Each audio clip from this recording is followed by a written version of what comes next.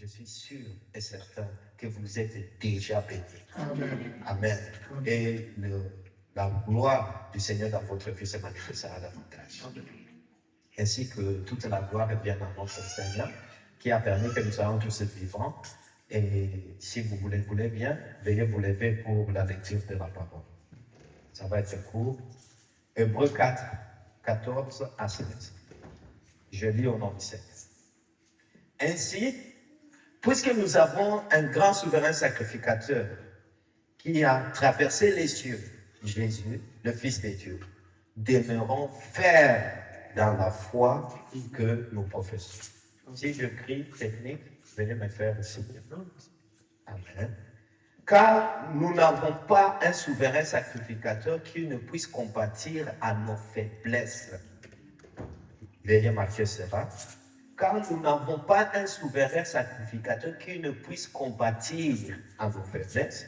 Au contraire, il a été tenté comme nous en toutes choses sans commettre de péché. Et 16, marquez ceci. Approchons-nous de qui? Approchons-nous donc avec assurance du trône de grâce, afin d'obtenir miséricorde et de trouver grâce pour être secouru dans nos besoins. Amen. Que Dieu puisse ajouter la bénédiction à la lecture de sa parole. Veuillez vous asseoir. Si je dois donner un titre à mon sujet, aujourd'hui, je vais l'intituler Jésus-Christ, notre souverain sacrificateur. Amen. Jésus-Christ, notre souverain sacrificateur. Alléluia. Amen. Je suis sûr que ce n'est pas quelque chose de nouveau. C'est le même évangile que vous avez toujours entendu, qu'on nous a toujours prêché. Mais vous savez, quand on arrive là et qu'on se ressasse les mêmes choses, et que l'on réécoute la même chose, il y a comme une sorte de substance, des petites pépites d'or qu'on n'avait pas glanées dans le champ de bourrage et que l'on retrouve. Amen. Donc c'est ainsi, je n'amène rien de nouveau, mais je suis sûr que quand vous êtes en train d'écouter et que vous dites Amen, Amen, ça veut dire ainsi soit-il. Alors le Seigneur va rajouter des bénédictions à votre vie au nom de Jésus. Amen. Donc nous allons prêcher ensemble, parce que vous en savez plus que moi. Je vais juste essayer de poser un petit, parce que c'est un dimanche, un petit propos au début évangélique. Ensuite, nous allons entrer dans des choses de grands. Et après, nous prierons et ce sera tout. Amen. Très bien. Alors, donc, nous voyons ici que la Bible dit que nous avons un souverain sacrificateur. Et ce souverain sacrificateur, c'est Jésus-Christ. Amen. Maintenant, pourquoi la Bible dit que Jésus-Christ est notre souverain sacrificateur? Nous pouvons le voir dans Hébreux 5, chapitre 1. Il dit, en effet, tout souverain sacrificateur, pris du milieu des hommes, donc il devrait être un humain, est établi pour les hommes dans le service de Dieu. Et ça, c'est un appel que je lance à cette petite assemblée. Rappelez-vous, j'ai souvent l'habitude de dire, il n'y a pas un Dieu que vous allez servir si ce n'est à travers les hommes. Il n'y a pas de Dieu que quelqu'un va me dire ici qu'il a servi si ce n'est à travers les hommes. Alors je me dis, oui, je suis allé à la montagne. Non, quand tu vas à la montagne prier, tu es en train de te servir toi-même. Tu es en train de t'édifier. Ou j'ai parlé en langue, toute la Bible dit, si tu es en train de parler en langue dans ta chambre, tu es en train de t'édifier toi-même. J'ai lu la Bible, oui, tu t'édifies toi-même. Tout ce que tu fais pour toi-même, c'est un esprit égoïste. Mais ce qui reste dans le temps, ce qui va dans l'éternité, c'est ce que tu fais pour les autres. Parce que la vie éternelle, c'est vivre pour les autres. Alors nous pouvons venir ici, je trouve la salle est bien propre. Je peux me poser la question, mais qui a lavé? Je trouve tout est climatisé, mais qui s'assure à ce que ce soit climatisé? Je ne peux pas venir tous les jours, je viens, je m'assois, je ne fais rien pour que ça marche. C'est pas une question seulement d'argent, non. C'est une question de servir les autres. C'est une question d'appeler pour dire, ah, mais papa Joe, est-ce qu'on manque de papier de toilette? Amen. Il n'y a pas un Dieu que tu serviras si c'est de servir à travers les gens. Même si je ne suis pas marié, mais je vois un enfant qui a des difficultés, même le prendre pour soutenir sa maman, ça fait partie du service à Dieu. Parce qu'il dit tout souverain sacrificateur est établi pour les hommes. Tout. Et je veux vous prouver que vous êtes des sacrificateurs. Amen. C'est la Bible. J'ai dit qu'on va commencer avec une évangélisation. Soyez patients pour ceux qui attendent des choses. Amen. Tout le monde se sent bien? Amen. Amen. Amen. Oh, dites, je suis bien. Je vais bien. Ah, c'est la parole de notre Père. Même si parfois elle est dure, mais nous aimons notre Père. Amen. Et pendant que vous écoutez, prenez des résolutions dans le cœur. Parlez à Dieu. Dites, Seigneur, peut-être je ne t'ai pas suffisamment servi, mais je prends la décision de te servir. Montre-moi qu'est-ce que je peux faire. Amen. Et je suis sûr que le Seigneur vous aidera. Apocalypse 1, verset 5. Il dit, à celui qui nous aime, qui nous a délivrés de nos péchés. Est-ce que quelqu'un a été délivré par les péchés ici? Amen. Alors, tout celui qui a été délivré par les péchés, tout celui qui a été sauvé, il dit ceci, qu'il est de nos péchés par son sang, et qui a fait de nous un royaume, des sacrificateurs pour son Père. Amen. Donc, si tu dis que tu as été délivré, si tu dis que tu as été sauvé, en d'autres termes, tu es en train de me dire, tu es sacrificateur. Que tu sois homme, que tu sois femme. Amen. Que tu sois homme, que tu sois femme. Si tu as été sanctifié, si tu as été délivré, tu es en train de dire, je suis sacrificateur. Oh, tout sacrificateur a été placé pour les hommes et au service de Dieu. Alléluia. Apocalypse 5, verset 9. C'est bien, c'est un enfant dans la maison de son père, il doit être libre. Amen. Nous aimons les enfants. Jésus a dit, laissez venir à moi les petits enfants. Et parfois, il peut y avoir beaucoup de bruit, ils sont un peu intimidés, mais c'est en ordre. Il n'y a pas de problème. Apocalypse 5, verset 9, il dit ceci. Tu as fait d'eux un royaume et des sacrificateurs pour notre Dieu. Donc, tous ceux qui ont été sanctifiés sont devenus un royaume et des sacrificateurs. 1 Pierre 2, 5. Vous-même, comme des pierres vivantes, édifiez-vous pour former une maison spirituelle, un saint sacerdoce. Amen. Donc, votre sacerdoce, votre service est acceptable devant Dieu quand vous vous édifiez à servir des hommes. Amen. Et quand je parle de servir des hommes, ce n'est pas simplement venir servir les gens ici à l'église. Qu'en est-il des gens là où vous travaillez? Qu'en est-il de vos voisins? Qu'en est-il de la personne qui est sur, comment on appelle ça? La caisse, au bin ou dans le supermarché. Un sourire, un bonjour, un shalom, ça fait du bon au cœur. Amen.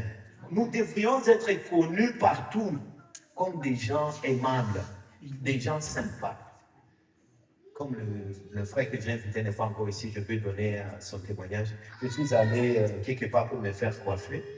Et c'est lui qui m'a donné le contexte, parce que je ne suis pas dans l'Istanbul, donc je ne savais pas. C'est bon, vous pouvez le laisser, il n'y a vraiment pas de problème.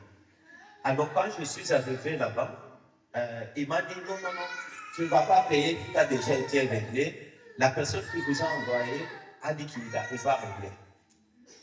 J'ai dit, mais tu es sûr? Il m'a dit, oui.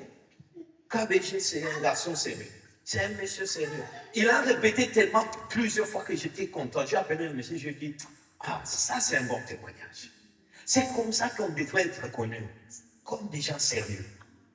Quand quelqu'un fait du business avec toi, il le fait les yeux fermés parce qu'il sait d'où il délivre, comme le disent les anglophones. Il sait que tu vas tenir ta part de trucs. Je ne veux pas dire qu'en tant qu'humain, on ne peut pas se retrouver dans des problèmes.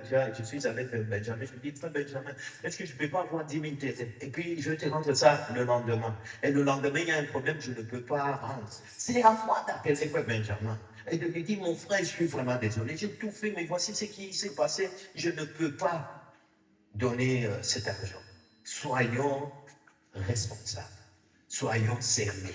Amen. Même si on est dans une économie qui est comme ci, comme ça, mais nous sommes au-dessus de l'économie. Amen. Notre Dieu est capable. Ça, quand nous lui permettons d'agir, il agit toujours. Amen. Oh, j'ai tellement beaucoup de témoignages, mais mon temps va filer. Alors, je vais continuer à parler du souverain sacrificateur. Nous comprenons que nous sommes tous des sacrificateurs. Le sacrificateur, il vient présenter à Dieu les besoins du peuple. Amen. Nous sommes tous là pour supposer prier les uns pour les autres. Et c'est la raison pour laquelle vous verrez ceux qui ont beaucoup plus de succès dans leur ministère, parce que je vous ai montré que nous sommes tous dans un sacerdoce, ça veut dire ministère, hommes ou femmes. Tous ceux qui ont du succès, c'est ceux qui prient plus pour les autres que pour eux. Si tu regardes la nature de tes prières sont toutes, Seigneur, donne-moi ceci, Seigneur, donne-moi la voiture, Seigneur, moi, mon enfant, ma femme, mon mari, moi. Tu auras moins de succès. Le secret, c'est quand tu es un sacrificateur, tu te mets de côté pour servir les hommes. Oh Seigneur, le frère un tel m'a appelé pour me dire qu'il est malade. Seigneur, interviens, je t'en supplie. La sœur un tel, j'ai vu ses cheveux sont en train de se couper. Seigneur, fais quelque chose. Oh, merci Seigneur, mon frère a acheté une voiture Tesla. Donne-lui encore une autre. Ça, non, plus tu fais ça, plus c'est un sacrifice agréable à Dieu. J'espère que ça aide quelqu'un. Alléluia. Amen. Oh, j'ai tellement beaucoup de choses à dire, mais je vais sauter. Et le sacrificateur, qu'est-ce qu'il fait? Quand vous venez prier comme ça, Frère Branham avait l'habitude de dire que vous allez, n'est-ce pas, poser vos mains sur la tête de l'agneau. Parce que le sacrifice n'est accepté que lorsqu'il est sous le sang. C'est le seul lieu d'adoration. Vous pouvez marquer cette brochure-là, le seul lieu d'adoration auquel Dieu profite, et allez lire ça pour vous rafraîchir la mémoire. Le seul lieu, le seul sacrifice, le seul service que Dieu accepte, c'est celui qui est fait sous le sang. Amen. Et donc le sacrificateur doit se présenter à Dieu avec le sang. Et quand il ne vient pas seul, il vient avec tous les besoins du peuple. Amen. Il vient avec tous les besoins du peuple. Si vous priez, que vous ne priez pas pour l'église, vous ne priez pas pour votre pasteur, je me demande quelle est la nature de vos prières. Est-ce que je peux avoir le schéma du temple, si c'est possible? Voici comment ça s'est passé. Comme je disais, je vais commencer avec un petit moment dans le schéma. Je voulais avoir le schéma comme ça va être un peu clair. Alléluia. Que Dieu vous bénisse la technique. Voilà. Parfait. Alors, quand Dieu avait demandé à Moïse de construire le temple, ça c'était à l'époque, lorsqu'ils étaient dans le désert. Il lui a dit de construire le temple selon le modèle qu'il a vu au ciel. Donc Moïse avait vu le ciel comme ceci. Et quand Salomon a construit le temple finalement, parce qu'il était dans les tentes, Salomon l'a construit sur le même modèle. Quand Zorobabel l'a construit, il a construit sur le même modèle. Mais la loi du second temple, qui est Jésus-Christ, était sur le même modèle, comme esprit A. Donc 3 parties. Je ne vais pas entrer très dedans, mais je me focalise sur le sacrificateur que nous sommes. Alors, ici vous voyez la première chose, n'est-ce pas? La première chose qu'il y avait, c'est qu'il y avait une porte. Ça, c'était la porte qui amenait dans le parvis extérieur. Le parvis extérieur, c'est vraiment à l'extérieur, c'est juste dans l'enclos. Amen. Il y avait le soleil, la pluie, le beau temps. Parfois c'est bien, parfois pas bien. Parfois vous êtes heureux, vous venez vous chanter. Et parfois vous êtes totalement déprimé. Vous ne voulez pas chanter, vous êtes fâché, vous avez des humeurs. N'est-ce pas? Ça, c'est dans le parvis extérieur. Mais déjà, vous êtes passé par la porte. Et Christ est la porte de la bergerie. Il dit, je suis la porte, nul ne peut venir au Père que par moi. Amen. Quand vous venez, que vous entrez en Christ, quand vous prenez la décision d'accepter le Seigneur Jésus-Christ comme votre Seigneur et Sauveur, alors vous arrivez là. Mais cela ne veut pas dire que le chemin est fini. Amen. Parce que nos frères dénominationnels confondent les choses. Quand ils entrent là, ils disent, je suis né de nouveau, voilà, tout va bien, tout est bien. Mais après, ils se rendent compte qu'ils fument encore, il y a encore des difficultés, il trompe encore sa femme ou des choses comme ça. C'est parce que vous êtes encore dans le parvis extérieur. Amen. Et alors, qu'est-ce qu'il faut faire? C'est aller directement à l'autel des holocaustes. Et c'est là que la personne devrait offrir un agneau sans tache mérite, Et le sacrificateur devait tuer cet agneau. Et pendant qu'on tuait l'agneau, la personne mettait les mains sur la tête de l'agneau et se rendait compte que cet agneau est mort à cause de moi. Et c'est ça la première chose que nous venons faire. Madame dit, la première chose que tu fais à l'église, c'est d'aller à l'autel. Amen. Quand tu vas prier, tu vas à l'autel, tu te rends compte que Jésus-Christ est mort pour moi. Il faut que ce soit une affaire personnelle. Quand Jésus était descendu, là, c'était pour moi. Alors, quand vous réalisez et que vous mettez à sa place, il prend votre culpabilité et vous prenez son innocence. Peu importe ce que vous avez fait. Je répète encore, peu importe ce que vous avez fait. C'est juste une question de l'accepter et alors c'est fait. Oh, mais Philippe, mais j'ai tué des gens, j'ai fait ceci. Peu importe ce que vous avez fait. Aussitôt que vous le faites, vous l'acceptez, vous êtes sincère, c'est fini. Pour Dieu, ça n'a jamais existé. Et après ça, vous allez vous laver dans la cuve. Amen. Et vous passez maintenant dans l'autre pièce. C'est la maison, la petite maison qui est là, qui est réellement le temple. Comprends, hein, pour ainsi dire. Et là, quand vous entrez par les portes, n'est-ce pas? Là-bas, vous allez trouver qu'au nom, il y avait des pains de proposition. On avait mis des pains. Et le pain, c'est la parole. Christ dit, je suis le vrai pain qui est descendu du ciel. Alors, quand la personne entre ici c'était la période de la justification, il entre maintenant dans la période où il doit se sanctifier. Dans la période de la sanctification, tu te sanctifies par la parole. Plus tu écoutes la parole est en train de casser des choses en toi. Amen. Mais remarquez quelle parole il fallait manger. Parce que ici, je vous ai dit qu'il y avait le soleil, la pluie et tout. Ici, il n'y avait pas de soleil, de pluie. Ils étaient sous la lumière des chandeliers. Vous voyez là où c'est marqué les chandeliers? Les chandeliers. Et j'aimerais bien vous montrer, mais j'espère que tout le monde est bien calé, donc je vais aller vite. Pourquoi il y avait les chandeliers? Quels représentent les 7 chandeliers? Le chandelier avait 7 chandelles, ça veut dire 7 lampes. Est-ce que je peux avoir Proverbe 20, verset 27? Je ne sais pas si vous l'avez.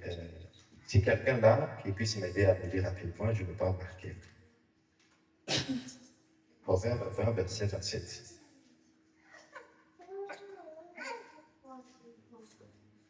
Alors, je suis. Proverbe 20, verset 27, il dit ceci. Le souffle de l'homme est une lampe de l'Éternel. Il pénètre jusqu'au fond des entrailles. Amen.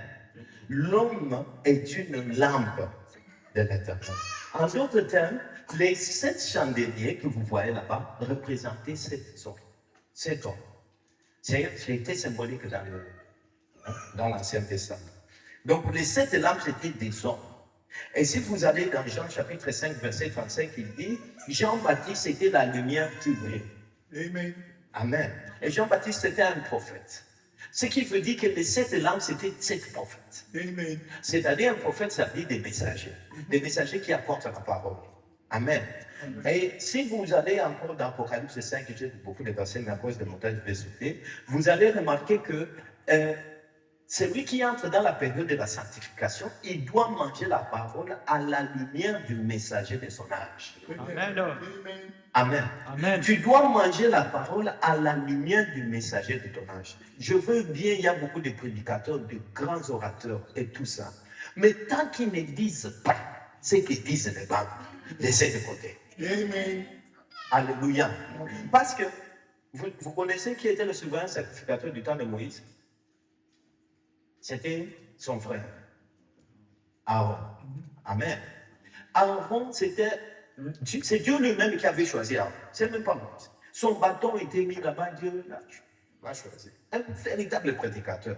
Et pourquoi on l'avait choisi? Parce qu'il était un bon orateur. Moïse, lui, ne savait pas très bien parler. Il bégayait. Alors, quand il présentait des excuses à Dieu devant la colonne de feu, Dieu lui dit, ok, prends ton frère, Aaron, c'est lui qui va aller parler pour toi. Donc, un bon prédicateur, un grand orateur. Quand il parlait, tout le monde l'écoutait. Moïse, quand il parle, les gens, il ne parle à l'église aujourd'hui, c'est Moïse qui va prêcher. Mais quand Aaron va prêcher, oh, gloire à Dieu, gloire à Dieu. Mais vous savez ce qui s'est passé? Le premier jour que Moïse quitte le camp pour 40 jours, qu'est-ce qu'Aaron a fait? C'est Aaron qui avait construit le veau d'eau. Donc, si vous laissez le messager, peu importe combien vous êtes sincère, peu importe combien grand est votre ministère, vous allez faire un gros. Amen. Alléluia. Amen. Ainsi, mes frères, mes soeurs, surtout mes soeurs, je vous en supplie, dans votre hôtel, à la maison, les autres prédicateurs, c'est bien, mais ne laissez pas William Branham quitter l'hôtel. Amen. Gloire à Dieu. J'ai sauté les démonstrations pour tout ça, mais c'est pas grave. Et après, là, vous allez voir, n'est-ce pas, il y avait l'hôtel des parfums. C'est quoi l'hôtel des parfums? Ce sont les prières. Donc, celui qui est là, quand vous avez été justifié, vous êtes venu, vous avez cru, vous avez pris votre baptême ici. Maintenant, vous êtes dans la période de sanctification. Vous mangez la parole à la lumière du messager et vous assaisonnez cela par des prières constantes. Si vous ne priez pas, vous allez être un chrétien faible. Quand on fait une réunion de prière, souvent dans nos églises, vous voyez, il y a moins de gens. Mais quand on fait une convention pour discuter des doctrines, c'est plein. Alors ça devrait être le contraire. Parce que c'est la prière qui va te donner la force. C'est la prière qui va te permettre de vivre les genres de vie que tu veux vivre. C'est la prière qui va adoucir tes mœurs. Pour que tu sois connu comme une femme vertueuse, ce n'est pas la prière. Tu peux être tout ce que tu veux être, hein, mais si tu ne pries pas suffisamment, tu vas avoir des difficultés. Et maintenant, on entre dans la chose que je voulais vous présenter. Après ça, il y avait une voile. Le voile qui est là, c'est fait de peau de blaireau. Mais il y a quelque chose de très important. Vous avez remarqué que cette partie est construite en jaune. Vous savez pourquoi? Parce que tout ici était fait en or. C'était de l'or. Amen. Moïse avait demandé aux enfants d'Israël d'amener tout l'or qu'ils avaient, ils ont construit là. Et l'or typifie la divinité. Mais malgré que c'était tout en or, ils avaient couvert ça de peau de blaireau, des peaux de très basse qualité, des peaux qui sentent mauvais. Alléluia. La divinité cachée dans des personnes normales. Tu vas voir ta soeur, attention à ne pas critiquer. Même si elle a fait une erreur, attention. Même si elle a fait une bêtise, attention. Attention.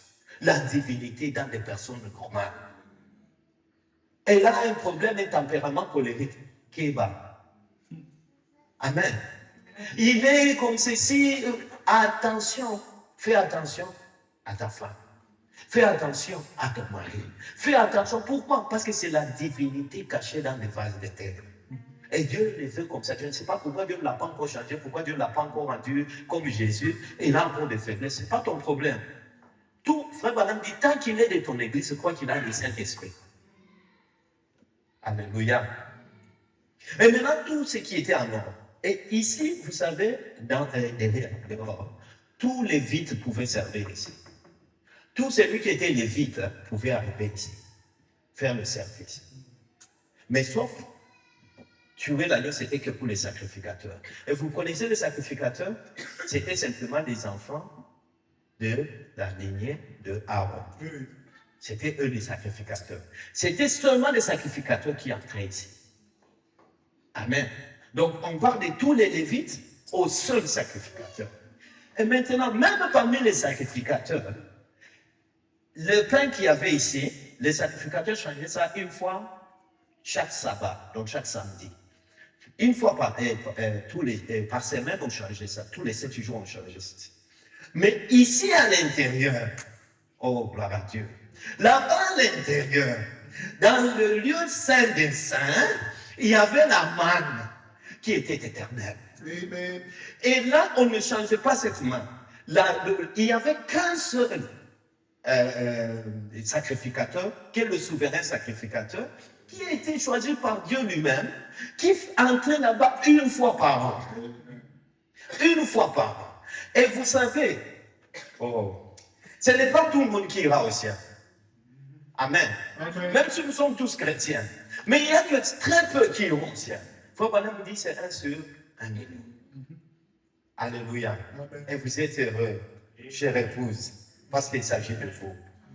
Alors maintenant, qu'est-ce qui se passe? Remarquez une chose avant que je n'aille sur notre service de sacrifice. Je vais juste vous donner. Si vous lisez Lévitique 16, prenez cela en note. Lévitique 16, vous allez le lire à la maison. Avant d'entrer dans le Saint des Saints, le sacrificateur, vous savez, il avait sur son pectoral les 12 pierres pour le rhume et Thummim. Il avait un habit spécial. C'était quelqu'un de spécial, quelqu'un d'honorable. Mais avant d'entrer dans le Saint des Saints, la Bible dit qu'il devait ôter ses vêtements et prendre des vêtements de sacrifice normal. Pour recevoir le Saint-Esprit, pour entrer dans l'adoption, moi je suis grâce ici, grâce là. Non. Nous tous, nous devons nous humilier. Amen. Et devenir des agneaux. Tant que tu penses que moi quand même, tu n'auras rien. Amen. Alléluia. S'humilier, c'est cela le chemin du ciel. Il devait porter des habits de sacrifice normal, se dépouiller. Il devait abandonner ses droits. Amen. Amen. Amen. Et c'est ça le problème aujourd'hui dans l'église. Tout le monde pense qu'il a quand même, il est quand même, moi je suis quand même. Et tant que tu ne laisses pas, nous on ne va pas se battre contre toi. Amen. Mais tant que tu ne laisses pas ça, tu n'entreras pas dans le Saint-Esprit. Amen.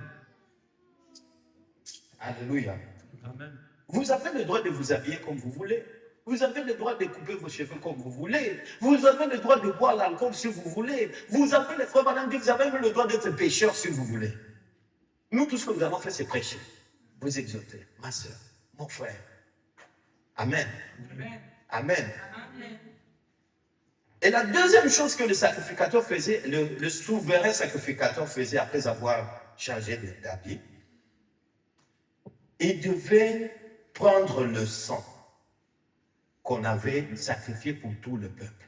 Quand vous venez, si vous voulez entrer vraiment dans la présence de Dieu, et que vous êtes en train de prier, Seigneur, pardonne-moi, pardonne-moi, mais vous ne savez pas demander le pardon pour celui qui vous a fait du mal. Bon, ça n'en a rien, tu n'entreras nulle part. C'est pourquoi Jésus a dit, Père, pardonne-moi, hein, comme nous pardonnons aussi à ceux qui nous ont offensés. Les mariés, toi tu es là, oh Seigneur, mon mari, ma femme, mais tu sais bien que tu n'as pas encore pardonné. Demande à Dieu, Seigneur, aide-moi à pardonner. Parce que c'est toi qui ne vas pas entrer. Lui, il va aller prier, de pardonner, il va entrer. Où elle va entrer. Alléluia. Alléluia. Amen. Et la troisième chose, vous savez, le sacrificateur devait se oindre d'huile de charbon, la rose de charbon. Amen. Qu'on utilisait comme baume lorsque quelqu'un était fou. C'est ce qui le guérissait. Quand tu viens, tu oublies ta théologie. Tu oublies tes principes. Tu oublies tes formules mielleuses pour la prière. Tu viens à Dieu avec toute sincérité, en étant humble. Dis la chose, c'est de dire, mais Seigneur, parce que tu sais, tu vas apprendre à Dieu la grammaire. Hein? Qu'est-ce que tu veux? Tu veux impressionner Dieu. Tu es un sacrificateur, viens, sois sincère, sois réel. Seigneur, je commence à grossir, Seigneur. Hein? Moi, je ne veux pas, je veux que mon mari continue à m'aimer comme j'étais. Seigneur, aide-moi. Amène ça à la croix. Dieu entend et il va le faire. Amen. J'ai expérimenté ça. Oui. Oui. J'avais un problème, je commençais à grossir l'été dernier. Je n'ai pas de problème de grossir, vous savez, moi, ce n'est pas un problème. Ma femme ne m'a pas dit que c'était un problème. Mais j'ai remarqué qu'il fallait que je change toute ma garde-robe. Et ça, c'est devenu un problème parce que ça veut dire que l'argent que je dois payer les études des enfants, je dois utiliser pour m'acheter des habits. Je suis allé à la fois, je suis allé dans le lieu saint, je dis, Seigneur, je veux bien. Alors, soit tu me donnes l'argent, je vais acheter, soit tu diminues ça pour que je ne puisse pas acheter. Et voilà, j'ai reporté l'habit que j'avais porté le jour de notre mariage, alors que ça faisait des années que je n'entrais plus dedans. Alléluia. Amen. Dieu écoute même les petites choses, si seulement nous sommes sincères. Et la dernière chose, quand le sacrificateur a fait ça, Il s'est dépouillé. Il a tout fait. Maintenant, la dernière chose, c'était quoi? Il devait soulever le voile qu'il y a ici. Amen. Et c'est quoi ça? Frère Branham dit que c'est sa propre volonté. C'est toi qui dois décider. Dieu ne décidera pas à ta place. Dieu ne va pas prendre la décision de te guérir. C'est toi qui dois prendre la décision d'être guéri. Amen. Tu veux le Saint-Esprit, c'est toi qui dois décider de l'avoir. Tu veux l'adoption. L'adoption, ce n'est pas quelque chose de mystique. C'est toi qui décides que je l'ai. Tout ce que vous demandez au Père en mon nom, croyez que vous l'avez déjà reçu, alors vous le verrez s'accomplir au futur. Amen. Amen. Et comment ça se passe? Alors je vais aller là-bas. Oh, sacrificateur. Est-ce que j'ai des sacrificateurs dans la maison? Amen. Est-ce que quelqu'un peut prêcher avec moi? Amen. On va aller dans des choses maintenant. Je crois que ceux qui suivent la vidéo, ceux qui voulaient l'exhortation et tout, ils ont leur plat. Nous allons entrer maintenant dans des choses solides. Amen. Vous voyez une chose, quand Jésus est mort, qu'est-ce qui s'est passé? Le voile de séparation entre le lieu saint et le lieu saint des saints a été déchiré. Amen. Avant, il n'y avait que le souverain sacrificateur qui y entrait. Et toute autre personne qui y entrait devait mourir. Or, Jésus-Christ est notre souverain sacrificateur, c'est ça notre prédication. Il est entré dans la présence de roi. Maintenant, qu'est-ce qu'il dit? Venez maintenant tous. Amen. Venez avec moi. J'ai déchiré le voile. Vous n'avez plus à manger des mannes qui pourrissent. Venez manger à la manne cachée. Vous n'avez plus à vous contenter d'un Saint-Esprit frélaté. Venez prendre la gloire de la Shekinah. Parce que là-bas, il n'y avait que la gloire de la Shekinah qui était sur l'arche. Il y avait la table de la loi et la manne cachée. C'est tout. Donc tout était spirituel là-bas. Maintenant, venez entrer. Tout le monde est invité. Viens dîner, le maître appelle, viens dîner. Maintenant, je vais vous apprendre comment le faire. C'est ça le but de ma prédication. Si vous vous demandez, mais comment recevoir le Saint-Esprit? Oh, mes frères Branham n'a jamais prêché comment recevoir le Saint-Esprit. Et tout ça, depuis que je viens à l'église, je vois les gens recevoir le Saint-Esprit, mais moi, maintenant, Fongola Matori. Écoute, c'est simple. C'est simple. Moi, j'avais passé des années, 6 ans de ma vie à chercher le Saint-Esprit, je ne l'ai pas reçu. Parce que j'avais une mauvaise perception. Jusqu'à ce que je suis allé prendre l'huile de savon, j'ai changé ma compréhension. Je l'ai reçu le même jour. Amen. C'est simple. Même pour l'adoption, c'est comme ça que je l'ai reçu. C'est simple. Et c'est Frère Bonhomme qui va parler. Ne vous inquiétez pas. Alléluia. Est-ce que je peux avoir... je vais sauter tout ça. Parce que sinon, ça va être un problème. Le ministère, ma première citation, frère, le ministère a expliqué comment être chrétien. Alors moi, quand j'ai dit comment être chrétien, vous comprenez comment recevoir le Saint-Esprit, comment recevoir l'adoption, comment... voilà, mettez toutes les bénédictions de Dieu dedans. Ça m'aide. Est-ce que vous l'avez? Et le ministère a expliqué. Alors, j'aimerais bien que nous y allons ensemble pour que quand chacun sorte d'ici, ne dise pas, Frère Philippe a dit, que vous soyez sûr que c'est ainsi dit le Seigneur et que vous pouvez poser votre pied dessus, ça devient votre propriété privée. Amen. Et personne ne va vous ébranler. Mais si vous pensez que c'est moi qui ai dit, alors ça va peut-être, le diable va peut-être dire, ah, mais tu sais. Mais si tu sais que tu l'as lu et que c'est pas moi, que c'est écrit, alors la chose est. Frère Bonhomme dit ceci. Vous êtes un chrétien parce que vous croyez que vous êtes un chrétien. Amen. Est-ce que quelqu'un peut m'aider à le répéter? Vous êtes un chrétien parce que vous croyez que vous êtes un chrétien. Oui. C'est tout, point. Il n'a pas dit que vous êtes un chrétien parce que vous ne volez pas. Il Amen. n'a pas dit que vous êtes un chrétien parce que vous ne tapez pas les enfants.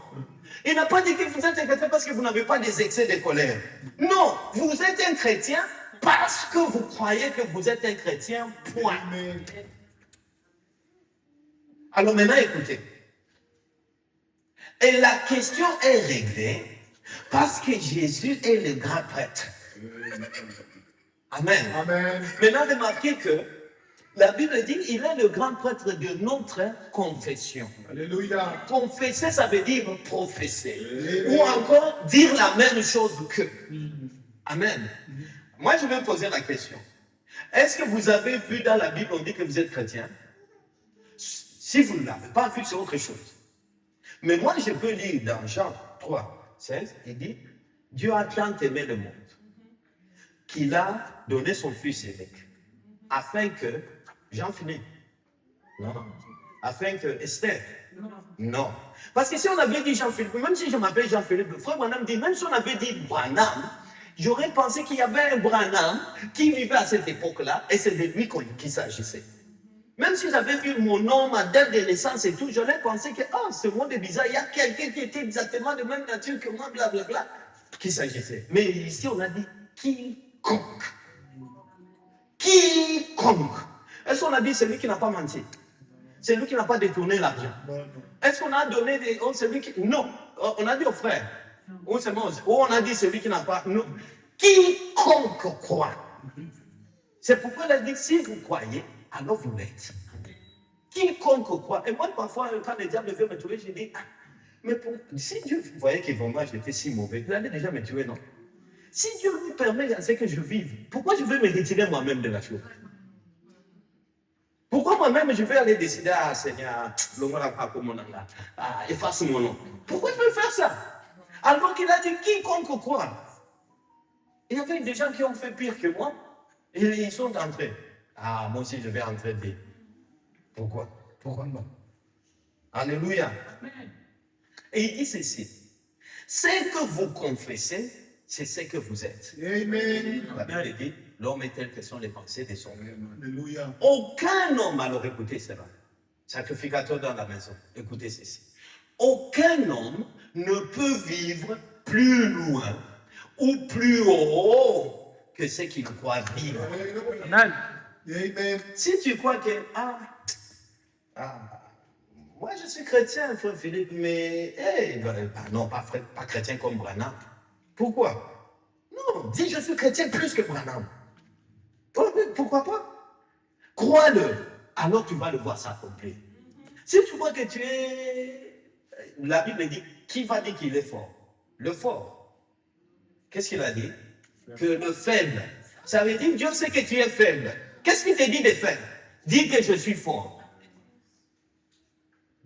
Le pauvre, qui se sent pauvre, ne te dis pas pauvre, dis que je suis riche. C'est ça le ainsi dit le Seigneur. Toute autre chose à part ça, c'est le langage du diable. Alléluia.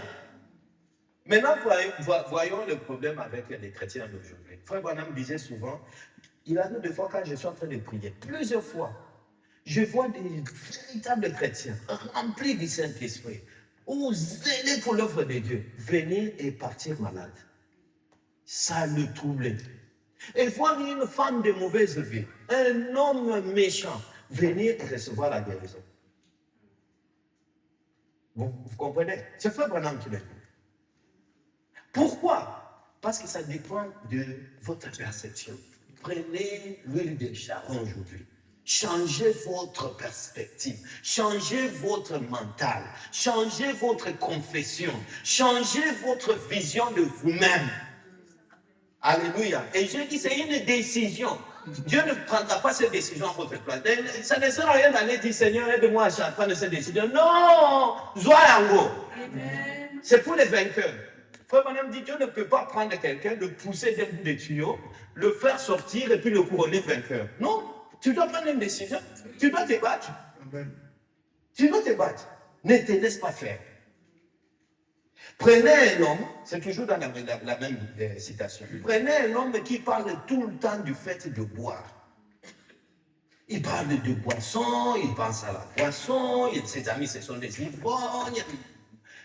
Même s'il ne boit pas, Frère Branham ne dit pas prenez quelqu'un qui boit tout le temps. Non, et Frère Branham parle de quelqu'un qui parle simplement, qui côtoie les buveurs, qui parle de boisson, qui pense à la boisson. Frère Branham dit ceci, il tombe directement dans cette catégorie. Et c'est seulement après qu'il devient ivrogne. Tu peux être ivrogne alors que tu ne bois pas. Oui, ça dépend de ce que tu as. Alléluia. Et c'est la raison pour laquelle le diable a corrompu notre génération avec des films nigériens. Ah, mes soeurs, abandonnez ça, s'il vous plaît. Je sais que vous aimez ça. Ou alors choisissez au moins alors ce qui est bien. Parce que ces films-là vous montrent seulement des problèmes dans les couples. Vos problèmes, des problèmes. Ça te fait penser aux problèmes, ça te fait penser aux problèmes, ça te fait penser aux problèmes. Tu vas avoir des problèmes dans ton couple. Et puis tu viens, ah, Pasteur Philippe, vraiment, nous avons des problèmes, tu sais, oui, tu as des problèmes, on va prier. Mais c'est toi qui aurais déjà souffert, tu auras perdu peut-être 2 ans de ta vie avec ça. Des romans que vous lisez, pourquoi ne pas lire des choses positives qui vous nourrissent, et même des amitiés. Amen. Moi, je remarque que parfois, certains de mes amis, je vais lui dire, ah, tu sais, j'ai un problème au travail. Oh, ce patron, il est mauvais. Non, je vais pas te dire mon problème demain. Mais quand je viens, ah, tu sais, j'ai un problème au travail. Oh, frère, tout va bien. Ça va aller. Dieu va faire. Je n'ai pas besoin que tu commences à m'imposer les mains. J'ai juste besoin que tu me... La foi, à un moment donné, j'ai la chose et c'est fini. That's right. Je me rappelle une fois, j'ai donné un témoignage la fois passée, on est parti à l'hôpital parce qu'un autre petit garçon qui est là, Joseph, il était tombé, il avait encore un an, il avait que 2 dents, il est tombé, une dent totalement disparue. Alors on est allé vite aux urgences et on a regardé. On a fait tout ce que l'on peut pour trouver la dent. On a fait scanner, on a regardé avec röntgen, ils appellent rayon X, la dent n'était pas là. Le docteur a affirmé, on a regardé le film, la dent n'était pas dedans, la dent n'avait pas avalé. Le docteur a dit, non, certainement que la dent est tombée chez vous, vous ne l'avez pas vue, etc. Tout ce processus d'aller et de revenir, ma femme était en train de dire, non, pas mon fils. Non, il a sa dent. À un moment donné, ça commençait à m'énerver. Et on s'est me dit, mais toi, le docteur dit qu'il n'y a pas de dents. Je ne sais pas, généralement, c'est elle qui panique. Généralement, comme ça. Mais ce jour-là, elle était seulement en train de dire, je ne sais pas si elle paniquait, si elle avait peur aussi, quoi. Elle était seulement en train de dire, non, la dent de mon fils est là. Alors, moi, je me dis, mais t'as la preuve. Est-ce que tu es plus intelligent que les docteurs? Non, elle avait pris l'huile de sarron. Elle a dit simplement ce qu'elle voulait voir. Elle a dit, je ne sais pas si elle a dit volontairement ou involontairement, mais en tous les cas, 2 jours plus tard, la dent était déjà là. 2 jours plus tard, Dieu a créé une autre dent. Je vous assure. Amen. Et donc, depuis lors, moi, à chaque fois qu'on va à l'hôpital avec les enfants, je vais simplement, je dis, non, on va nous dire qu'il n'y a rien. On teste, fièvre 39. Ah, on va nous dire qu'il n'y a rien. On fait, les docteurs regardent, oh, infection, ceci, blablabla. Mais pourquoi vous avez attendu qu'il n'y a rien, docteur? Après, il s'énerve le docteur. Et je lui dis, non, ça c'est ce que ta machine dit. Oui, mais moi, je te dis qu'il n'y a rien. On va aller, il faut aller vite chez le spécialiste, blablabla. Il nous envoie, on y va, on arrive là-bas, le spécialiste regarde. Oh, qui vous a dit que c'est affaire malade? Hein? Je dis, mais c'est vos problèmes? Et le gars, non, nous on n'a pas dit ça. La même journée, le même hôpital, le même service. Alléluia. Alléluia. Amen. Je vais cesser de trop commenter. J'espère que votre foi est en train de monter. Laissez que votre foi monte. Laissez-la. Amen. Madame me dit, ayez simplement plus de foi que vous pensez en avoir. Ne pensez pas avoir la foi. Ayez ça seulement. Laissez la chose.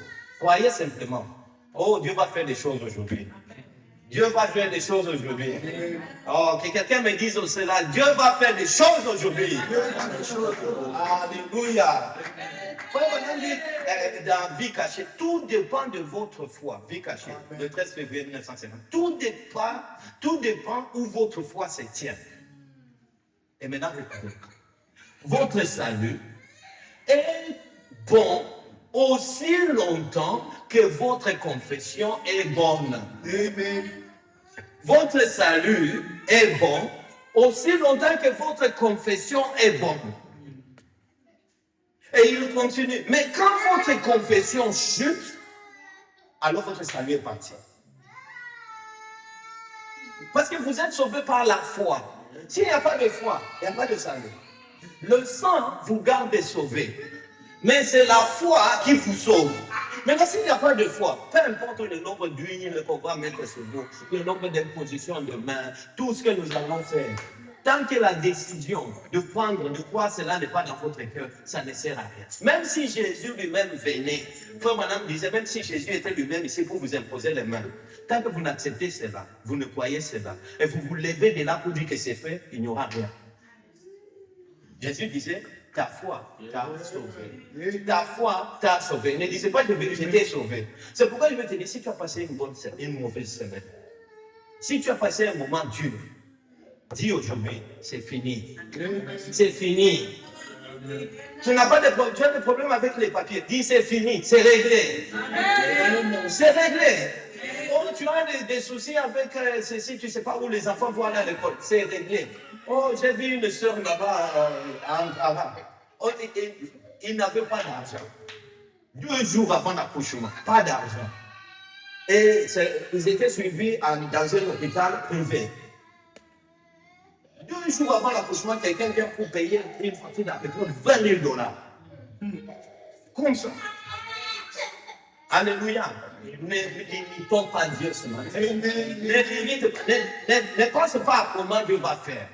Ne pense pas à ton oncle qui va faire le transfert. Dieu va faire. Il va le faire. Alléluia. Amen. Oh, gloire à Dieu.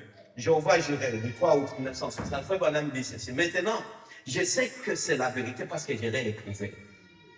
Alors, si quelqu'un ne l'a jamais éprouvé, moi, j'avais commencé comme ça.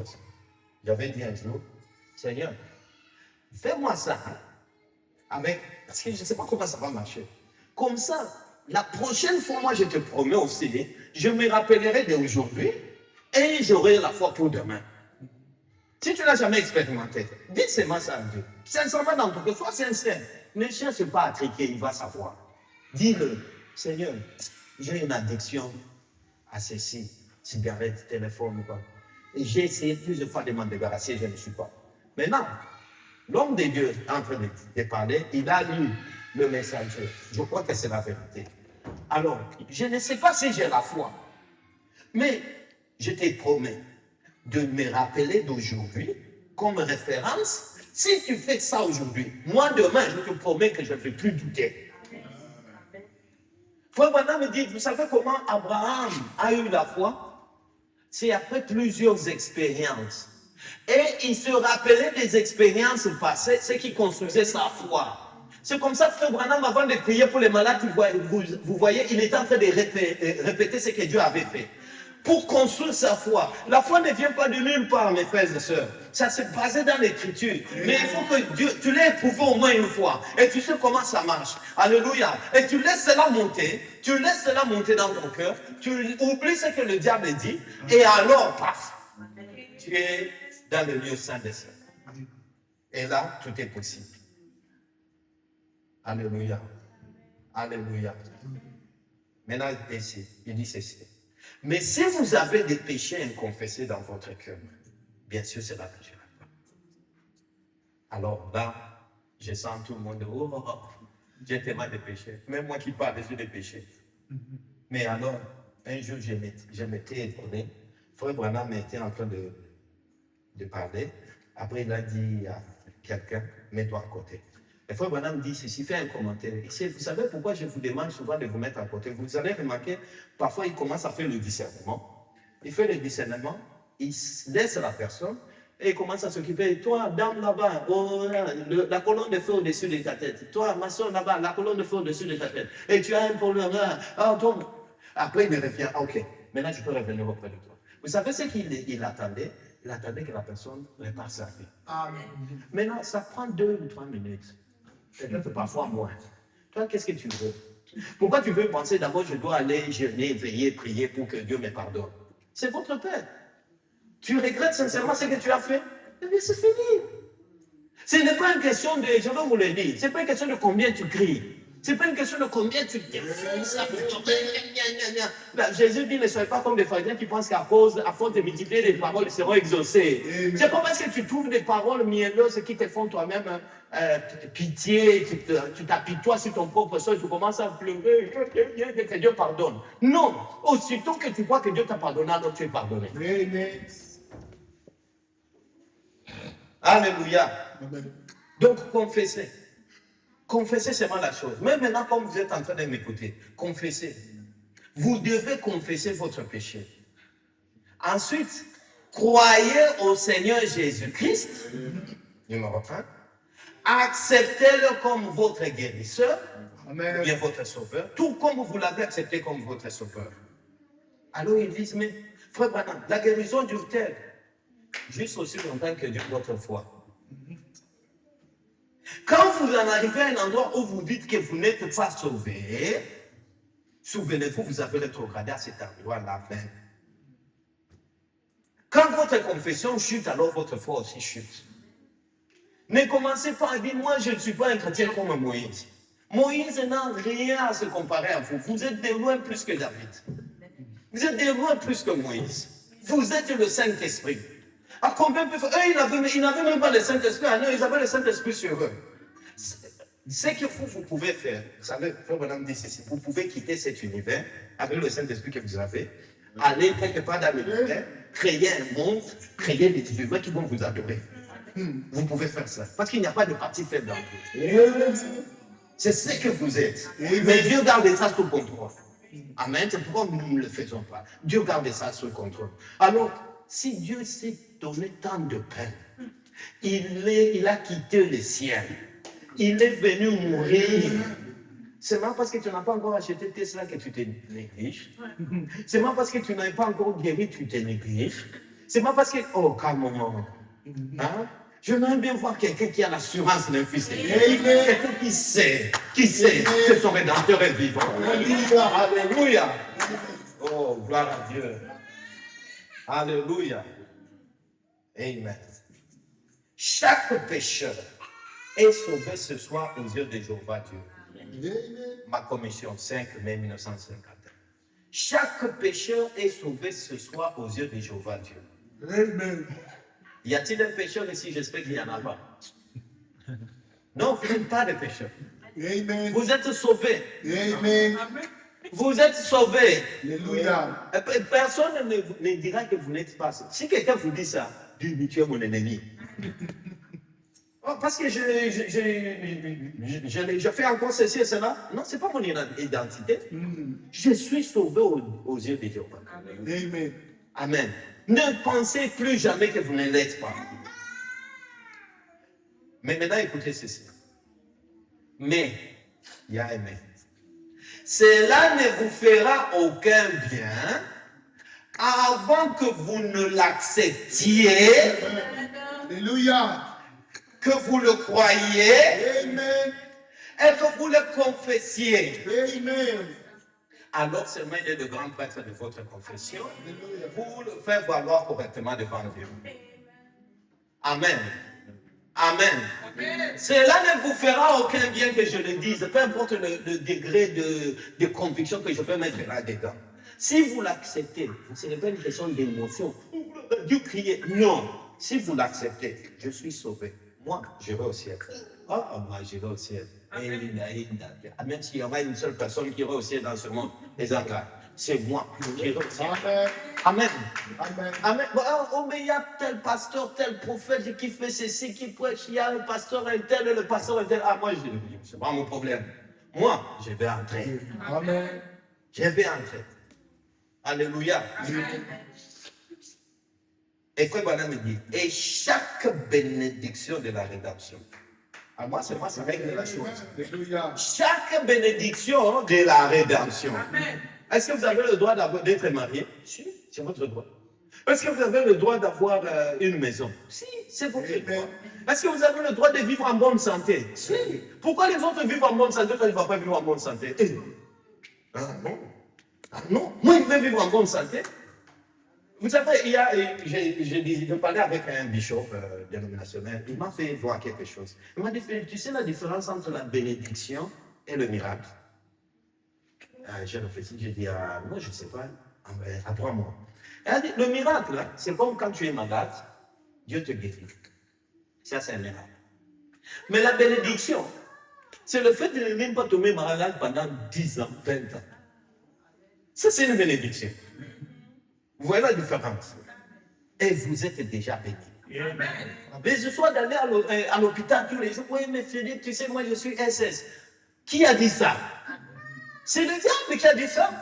Dieu ne t'a pas créé pour être. Même si tu es SS, tu ne vas pas aller à l'hôpital. Tu vas être guéri. Tu vas être à bonne santé. Tu vas vivre une vie normale. Alléluia. Alléluia. Si vous l'acceptez, c'est fait. Amen. Vous savez, quand je devais me marier, je suis allé faire des tests. Parce que je ne voulais pas mettre ma femme à risque et tout. J'ai vécu dans plusieurs pays, blablabla. Alors je suis allé quand même faire un test. Et ils m'ont testé, ils ont trouvé l'hépatite. L'hépatite B, parfois ils disaient, parfois l'hépatite C. Je ne comprenais pas.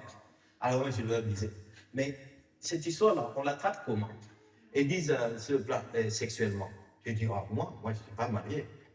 Je suis un enfant de Dieu. Je suis né dans le message, gardant le message, je ne connais pas ces choses. Donc, non, vous devez faire une œuvre. Ok, viens, on va refaire le test. Et ça, c'était dans l'hôpital de Toulouse. Et donc, c'est des grands. Ils m'ont envoyé dans la grande hôpital de Toulouse. Je suis allé là-bas, j'ai fait encore des tests et ça a été confirmé. Ils ont fait paniquer. Oh, le foie est entamé, il faut vraiment que... Alors, je leur dis, ok, d'accord, mais c'est vous les blancs. Les Français, quand même, côté médecine, vous êtes bon. Soignez-moi, alors. Oh, il n'y a pas de soins. Oh, mais you know what? Donc, vous décidez que j'ai une maladie et vous dites que la maladie est incurable. Oh, moi, je suis venu juste faire des tests. Non. Je viens en Turquie, je fais les tests. Même chose. Non, le foie est entamé. J'ai dit, ok, est-ce que vous avez au moins de médicaments? Non, il n'y en a pas. J'ai dit, ok, moi aussi, je n'ai pas votre maladie. Oh, mais tu vas contaminer votre... Et j'ai dit, je n'ai pas votre maladie. Vous venez ce matin. Quand même. Hein? J'étais bien, j'étais normal. Je suis juste venu faire des tests. Et vous dites, pourquoi on n'a pas dit une maladie curable? Vous dites une maladie incurable, vous voulez que moi je puisse l'avoir? Moi, jamais. Ah. Je suis allé, je me suis marié. On est revenu, j'ai dit à ma femme, gloire à Dieu, elle n'a pas eu peur, on s'est marié. Je lui ai dit à ma femme. Oui, on est enfant de Dieu, on doit être correct. Oui. C'est ça. Oui. Alors on s'est marié, je suis allé. Première chose, on arrive à Bukavu, on fait un test, le test est négatif. Bon, je dis, la médecine du Congo ne voit pas tout. Je vais revenir au médecin des plans. On arrive ici, test négatif. Bon, on dit, de toute façon, c'est contagieux. Normalement, tu as fait un test, si tu es positif, donc je l'avais. Elle fait un test négatif. Bon, les enfants devraient l'avoir. Tous mes enfants sont négatifs. Mais moi, chaque fois que je fais les tests, on ne voit plus ça. Ça a été confirmé dans 3 hôpitaux différents. Et je peux vous amener dans les 3 hôpitaux, vous allez voir mon dossier. Mais cela est négatif et juste aujourd'hui, ma femme à l'intérieur. Ce n'est pas, on ne m'a pas imposé les mains. Mes frères et sœurs, nous ne soyons pas des pentecôtistes. On n'a pas besoin d'aller t'imposer les mains. On n'a pas, je n'ai pas couru pasteur. Non, tellement.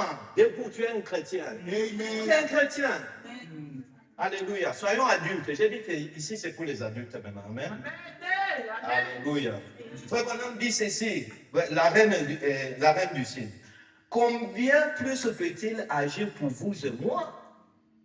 Quand nous refusons de regarder à nos symptômes, quand nous refusons de regarder à nos symptômes, tu refuses de voir les résultats médicaux. Regarde, la dent n'est pas là. Tu refuses ça. Tu refuses.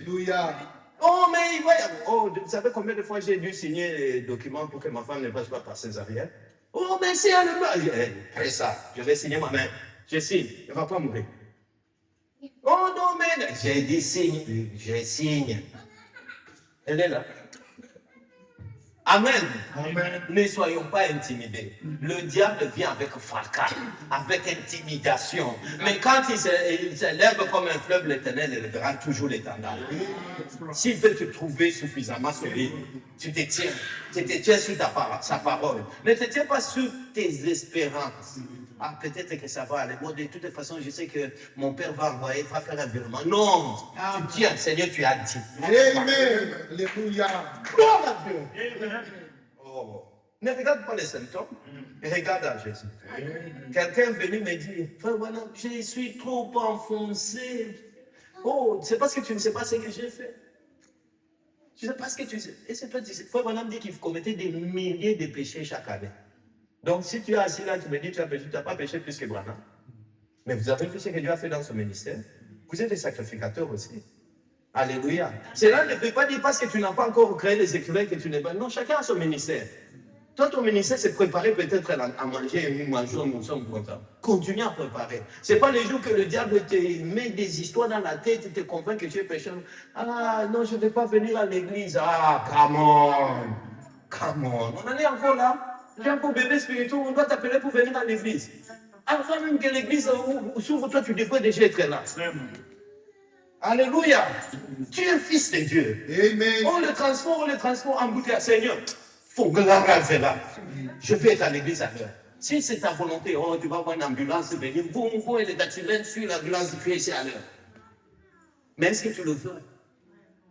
Est-ce que tu le veux? Est-ce que c'est vraiment ce que tu veux? Amen. Moi, avant, j'ai travaillé avec l'Institut français et c'était impossible de rester jusqu'à la fin de la période. Après un jour, ça va me révolter. Alors que je quittais l'église, et la prédication était bonne. J'ai dit, Seigneur, non, change-moi ça. Ça change. Dieu a amené. Ça a pris du temps. Parfois, nous prions, nous voulons simplement que ça se passe pas. Amen. Il y a d'autres témoignages où on te dit 25 ans, le gars a attendu. Mais Dieu va agir. Amen. Si nous tenons ferme, elle dit tenons ferme notre confession. Tenons ferme. On a déjà prié pour toi pour avoir l'enfant. Mais tiens ferme. Oui, mais ça fait 2 ans. Tiens ferme. Tu n'as pas fait 25 ans? Amen. Alléluia. Frère Branham dit, ne regardez pas à la gravité de votre cas. C'est grave, tu dis ton cas est grave. Ta pauvreté est très profonde. Oh, ta maladie est ceci et cela. Ne regarde pas ça. À quoi tu vas regarder? Il dit ceci. Regardez à la grandeur de sa bonté.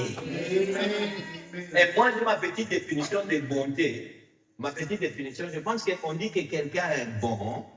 Lorsque, quand on lui fait du mal, lui, il rend toujours du bien. Alors, on dit que cette personne est. Tu as fait du mal à Jésus, il va toujours te faire du bien. Tu n'as pas prié, tu n'as pas jeûné, tu n'as pas fait, lui, il te fera du bien. Alléluia. Alors, oublie les yeux accusateurs de tes frères et sœurs. Oublie ça. Jésus, lui, il t'aime. Quand il te regarde, il dit shalom. Et il est descendu et il a dit quoi à l'église? Hein? Shalom. Est-ce que cela veut dire qu'on n'avait pas de péché? Non. Est-ce que cela veut dire qu'on était riche? Non. Il a déjà dit shalom. Moi, ça me suffit. Amen. Oh, gloire à Dieu. Que Dieu vous bénisse. Que Dieu vous bénisse. Alors, frère Branham dit ceci. Ne regardez pas à vous-même. Regardez-le. Et il dit ceci. Les sacrificateurs ne voyaient jamais la personne pour qui le sacrifice était fait. Donc, quand tu reviens à Jésus, il n'est pas au courant que tu as péché hier et que tu as confessé le même péché hier. Il n'est pas au courant.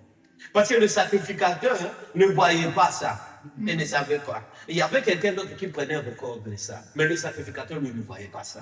Donc, si vous avez péché, même avant d'entrer ici, et que quand le pasteur Benjamin a dit, oh, confessez vos péchés, vous avez confessé. Là, maintenant, Jésus n'est pas au courant que vous n'avez jamais péché. Alléluia. Vous allez vous en souvenir. Et c'est la raison pour laquelle il vous faut l'huile de rose de Sharon pour entrer dans sa présence. Parce que le diable va utiliser votre pensée. Ah, mais tu sais combien de fois j'ai déjà écouté ce genre de prédication? Ah, ça m'émotive. Non, je suis en train de lire. Je lis ce que Dieu nous a dit dans cet âge. Amen. Si vous croyez ce que le messager a dit, alors tenez-vous-y, parce que le jour du jugement, vous pourrez vous tenir là. C'est une brochure à mode. Ah, voici la brochure. Moi, je vais entrer. C'est toi qui avais dit. Amen. Amen. Alléluia. Abraham restauré. Cela veut dire que nous devrions attendre demain pour être guéris? Non, Non. monsieur. Amen. Qui est malade ici? Est-ce que vous pouvez lever le doigt? Quelqu'un qui est malade? Alléluia, tu es guéri. Tu Amen. n'attendras pas demain. Alléluia. Amen. Pas demain. Non pas après que, oh, quand je vais finir, je vais prier pour les malades. Non, c'est déjà fait. Amen. Frère Madame, continue. Dois-je venir à l'église? Non. Non, monsieur. Amen. Pour recevoir le baptême du Saint-Esprit, tu n'as pas besoin de venir ici. Pour recevoir la guérison, tu n'as pas. Ton business ne marche pas, tu n'as pas besoin d'être ici pour cela. Non. Notre Père qui est aux cieux. Les cieux, c'est où? C'est à l'intérieur de toi-même. Tu as le Saint-Esprit. L'autre Père qui est aux cieux. Là où tu es, arrête-toi. Frère Branham faisait quoi? Il s'arrêtait, il enlevait le chapeau. Il faisait ceci. Et il partait. C'était tout. Alléluia. Apprenons de notre frère. Dieu l'a confirmé. Faisons la même chose. Un jour, Billy Paul est en train de se plaindre. Ah, vraiment, je suis malade. Il va aller dormir. Billy Paul part. Quelques minutes plus tard, il revient. Non, je me sens bien. Je me sens bien. Ils étaient dans la montagne là-bas quelque part pour la chasse. Et frère Branham me dit, tu sais, Billy Paul, quand tu es parti, j'ai juste enlevé mon chapeau. J'ai dit, Seigneur, ce petit, il a abandonné tout ce qu'il a fait, sa jeunesse sacrifiée. Il est ici dans la montagne pour moi. Seigneur, sois gentil, Seigneur, s'il te plaît, par ta grâce. Amen. Billy Paul revient et guéri. Maintenant, regardez. Frère Branham enlève la chaussure. Ici, il avait déjà une infection sévère. Il a en train de prier. Ça ne guérissait pas. Alléluia. Prions les uns pour les autres. Amen. Frère Branham avait aussi besoin de quelqu'un pour prier pour lui. Alléluia. Alléluia. Au moment où vous croyez Dieu et où vous l'acceptez, comme votre propriété personnelle. Alléluia. Si vous croyez Dieu et vous acceptez cela comme votre propriété personnelle, c'est terminé. Amen. C'est terminé. Avez-vous besoin de quelque chose ce matin? Acceptez cela comme votre propriété personnelle. Et comment vous allez accepter? C'est que vous levez et dire, Seigneur, je l'ai déjà. Je l'ai déjà, c'est fait, c'est fait. Votre mère est malade, peu importe même s'il est au pôle nord, au pôle sud, la colonne de feu l'a déjà guéri. Elle est déjà guérie. Gloire à Dieu. Alléluia. Oh man. Frère Branham dit c'est terminé au moment même. Ok? Que vous soyez en train de descendre la rue, ou que vous soyez à l'instant même où vous l'acceptez là. C'est alors que vous avez fait demi-tour. Alors vous êtes en train de dire, mais moi, je ne suis pas un chrétien. Ne dites pas ça. Amen. Parce que souvenez-vous, ce n'est pas combien vous pleurez. Là, je suis maintenant dans la manifestation de l'esprit. Ce n'est pas combien vous pleurez. Ce n'est pas combien vous vous répandez. Ce n'est pas la force avec laquelle vous criez à Dieu. Oh Dieu, écoute-moi, regarde cette situation. Et il y a un endroit où il dit, vous pouvez venir ici à l'hôtel, prier, pleurer, jeûner, prier, pleurer. Il dit, comme l'autre là, monsieur avait dit, je ne sortirai pas d'ici jusqu'à ce que tu me baptises du Saint-Esprit. Vous allez rester là-bas, l'enlèvement va avoir lieu, vous allez rester en enfer. Alors que vous êtes à l'église après les prières. Jusqu'à ce que vous allez vous lever de là, avoir la décision. C'est un risque que tu prends, oui, mais un risque investi en Dieu. Chaque fois, ici à Istanbul, les gens font du business. Vous savez que chaque fois que vous faites un business, c'est un risque. Quand vous achetez un produit, c'est un risque. Amen. Mais maintenant, cette fois-ci, c'est un investissement en Dieu. Il dit quelque part, il dit, si vous allez planter une semence dans la terre, vous devez être capable de laisser cela à la nature sans l'occuper. Parce que vous avez planté une semence, vous voulez des récoltes. Mais si vous n'abandonnez pas, si vous levez de l'air parti, que la nature s'en occupe. Chaque fois vous creusez pour regarder, c'est Frère Branham qui le dit. Est-ce que ma semence est encore là? Est-ce que les oiseaux n'ont pas? Est-ce que les taupes n'ont pas mangé? Et Frère Branham dit que vous n'aurez rien. Ça ne produira rien. Tant que vous ne pouvez pas avoir la capacité de vous lever de là et penser et croire que Dieu vous a guéri, même si vous avez encore mal, amen, vous êtes en train de marcher comme ça et Dieu m'a déjà guéri. Amen. On dit, mais comment vous marchez comme ça? Ah, Dieu m'a déjà guéri. D'ailleurs, je suis béni. Amen. Alléluia. Votre business ne marche pas. Remarquez, regardez ce que vous confessez. Qu'est-ce que vous dites depuis ce que vous pensez, même si vous ne le dites pas autrefois, c'est ce que vous croyez en fait. Vous avez toujours peur. Peur que, peut-être que, l'économie, ces derniers temps, le dollar, mais ce que tu crains, c'est ce qui t'arrive. Amen. Et la peur annule la foi. Amen. Mais rappelez-vous ce que Dieu a dit. Il va s'occuper des choses dans les moindres détails. Il va s'occuper de votre affaire dans les moindres détails. C'est pourquoi levez-vous. Entrez, venez vous occuper des affaires du Père. Dans votre business là, pensez aussi, je fais ceci. Seigneur, cette fois-ci, si je gagne ce contrat, je te promets à l'église que je vais aller. Je sais qu'ils ont besoin de ceci. Laissez que Dieu gagne aussi quelque chose dans ton business. Alors il va avoir envie. Mais bon, excusez-moi que je parle trop de l'église, mais ça peut être, Seigneur, je sais que ma soeur, comment vous appelez? Émérance. Seigneur, je sais que ma soeur Émérance aimerait bien avoir cette robe-là. Si je gagne ça, Seigneur, je vais donner à soeur Émérance. Laisse que Dieu puisse avoir aussi sa part dans ton business. Tu vas avancer. Amen. Et même parfois, tu sais, un jour, j'étais encore étudiant en Ankara. Et à l'époque, mon gain était normal. Juste normal, de quoi vivre. Un jour, j'ai dit, Seigneur, je vais donner 3 fois mon salaire que j'ai en dîme. Ok? Donc l'équivalent de la dîme de 3 fois.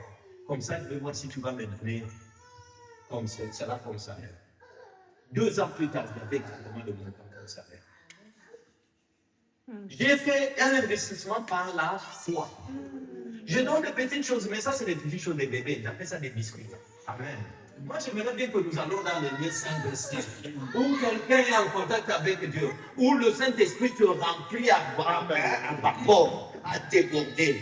Ce sont les bonnes choses. Mais pour les business, c'est les biscuits, on en a besoin quand même. Amen. Pour avoir les enfants à l'école. Amen.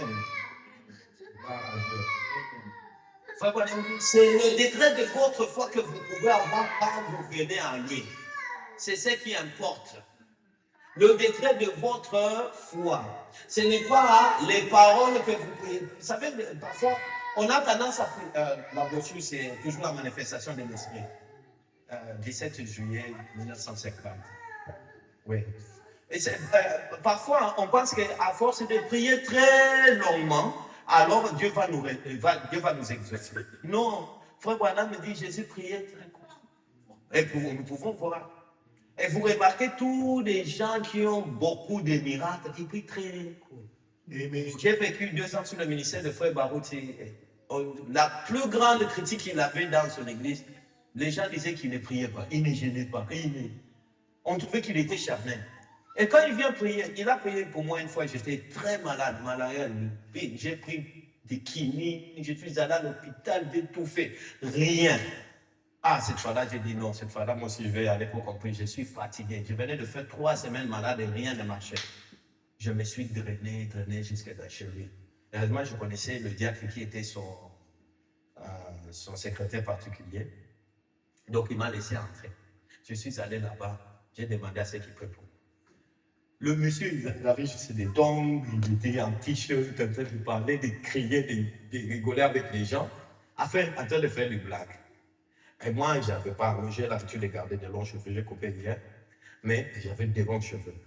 Et donc, du coup, il m'a dit, c'est toi qui es malade. Ok, bon, viens. On a juste poussé.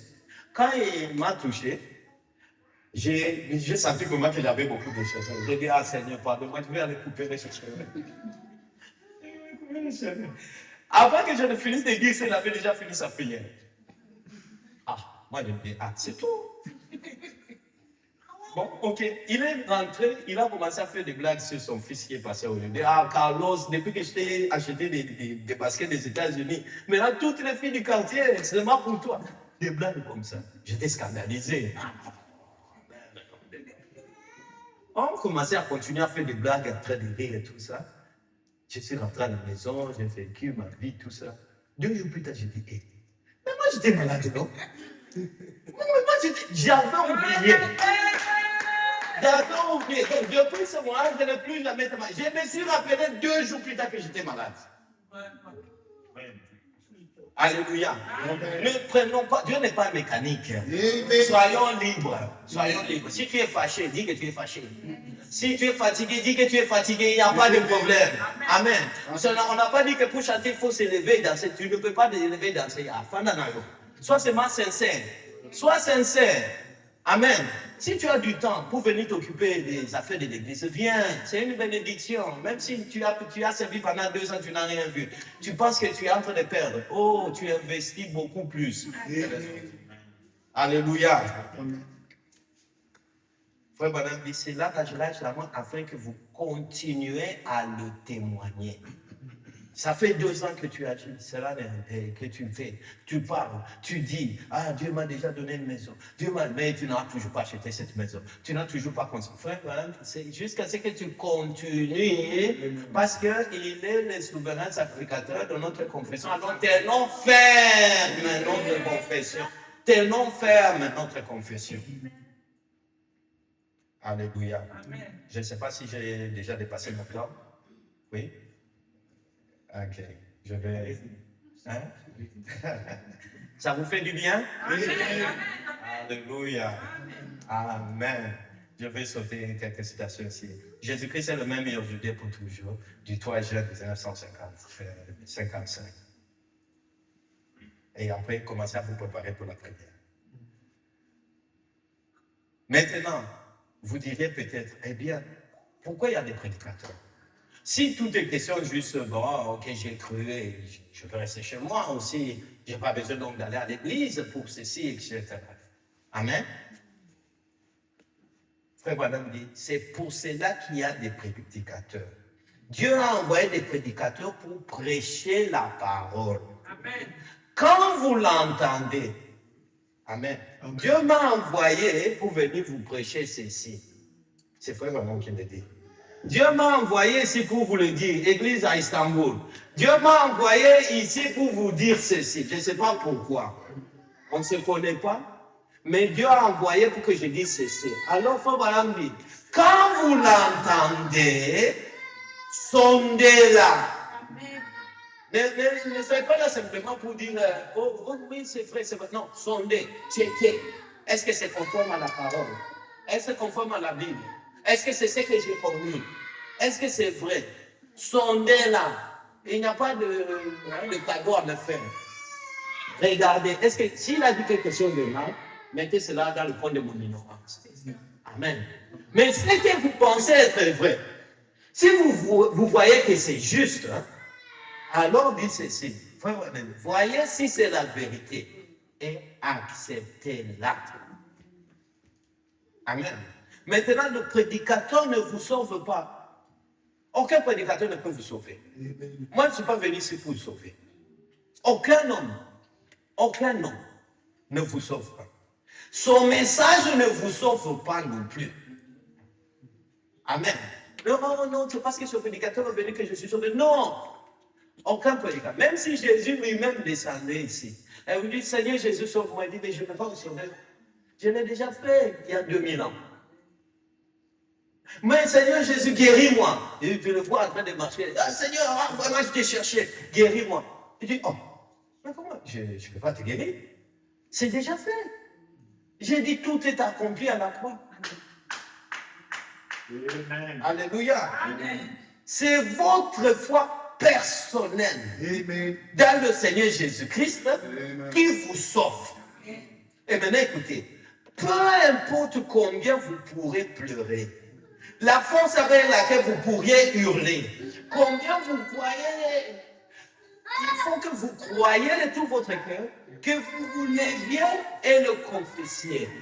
Est-ce que quelqu'un est prêt à le faire? Est-ce que quelqu'un est prêt à le croire, à se lever et à le confesser? J'aimerais bien que notre prière change aujourd'hui. Oh, levez-vous, Église. J'aimerais bien que la prière de ce matin change. Je ne veux pas écouter des formules toutes faites. Parle à Jésus sans formule de grammaire, sans formule d'histoire, sans penser à la langue ou à tout. J'aimerais juste que tu dises, que tu lui parles. Il est ton Père. Il t'a déjà pardonné les péchés. C'est plus la peine de commencer à lui dire, Seigneur, pardonne-moi encore, Seigneur. Tu l'as déjà adoré. Cesse maintenant, cesse. Maintenant, va vers lui. Parle-lui. Comme ton ami. Parle-lui. Dis-lui. Tu lui as toujours dit, si je savais, comme Job, si je connaissais là où il habitait, j'allais frapper à la porte en train. Tu es déjà dans le lieu saint des saints. Tu y es déjà. Alors qu'est-ce que tu dis? Amen. Confesse maintenant. Commence à confesser. Dis les choses que tu veux voir arriver. Tu es le sacrificateur et tu veux parler de Dieu. Mais n'oublie pas, dans ta confession, ne t'amène pas toute seule. Amène aussi ta soeur, amène ton frère, amène les autres. Ne sois pas égoïste dans la présence de Dieu. Amène le pasteur, amène moi aussi. J'ai besoin de tes prières. Dis quelque chose au Seigneur. Alléluia.